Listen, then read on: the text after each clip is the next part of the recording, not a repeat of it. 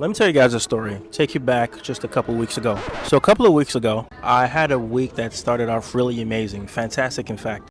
I just released a new song. I had an influx of new clients in my email agency. The energy and momentum had been very, very high. And so the work had been a lot up until that point. But over the previous months, I'd been refining my team, rebuilding my systems to maintain a standard of excellence. So in the past, I would take on more work and just do it myself. But I've come to realize that that is the path nowhere quick. I've come to learn that growth and scale comes with systems, part of which includes key team members. Anyways, I've been hiring and training new members. So even though the work was a lot, we were good. The workflow and the team responsibilities were moving well. The ship was moving. And so I was really enjoying the satisfaction that came from my systems coming together and having more clients and everything just seemingly going well. At the same time, outside of work, my wife and I had been planning what the coming months would look like, and that involved some out-of-town trips that she was going to be taking. Now, typically, whenever this happens, whenever she goes out of town, we have babysitters who come and take care of our kids so I can keep working. It was all perfectly planned.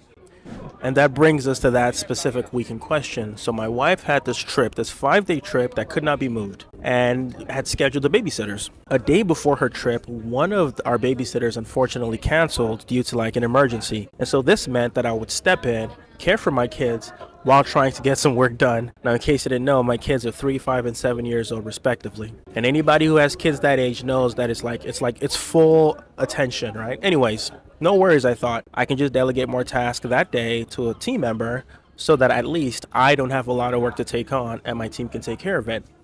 So imagine my surprise when the day came and a critical team member, the one I was going to delegate all this work to, reluctantly resigned from the position for personal reasons.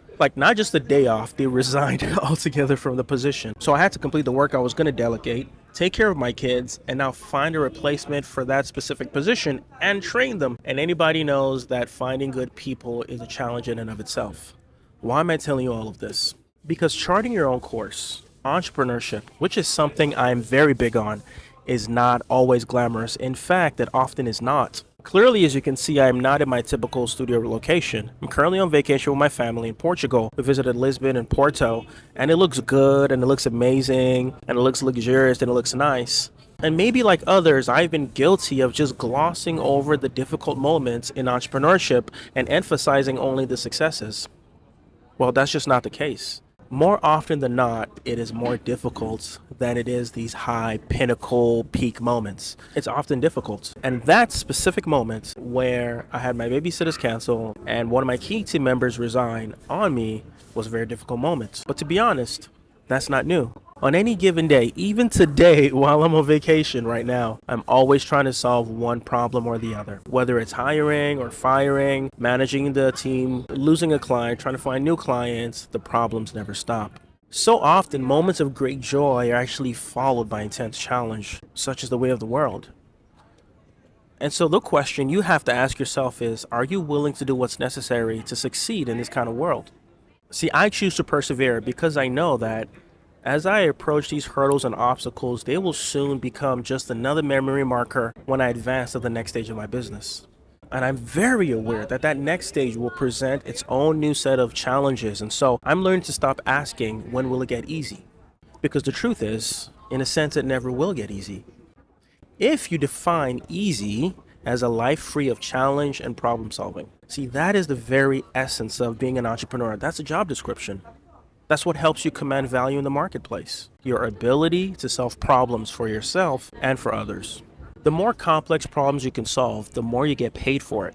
And so what I'm paid today as the owner of an email marketing agency is very different from what I was paid when I was a teller at the valet parking at the airport. And I believe that, God willing, what I'll be paid a year, 5 years, 10 years from now will be different, hopefully more, than what I'm paid today. And that's because on a daily basis, I am learning how to solve new and more complex problems. But that can be quite uncomfortable. If you see the need for continual learning as an inconvenience rather than an important and necessary and even beneficial thing. And so, yes, I'm learning not to ask when will it get easy, but instead to ask, what do I need to remain prepared for the next phase? Take this as an encouragement on your journey. If it feels difficult, it's because it is. And I can't promise you it'll ever get easy. But I can promise you, you will get stronger, you will get smarter if you just keep going. And everything else will fall into place. If you don't know who I am, my name is Shope, an artist and an entrepreneur, and my entire mission with this channel is to help creatives think, act, and succeed like entrepreneurs. If you enjoy this, then be sure to join my Artist CEO newsletter, where I send out a weekly newsletter like this ahead of everybody else. So be sure to join. The link for that is in the description. Also, you know what to do. Like, comment, share this with a friend, subscribe, and hit the bell notification. And if you want more like this, be sure to check out this playlist for more insights and this playlist for some great music. I'll see you next time. Peace. I'll admit it. Yeah, I get it. You been holding me down for a minute.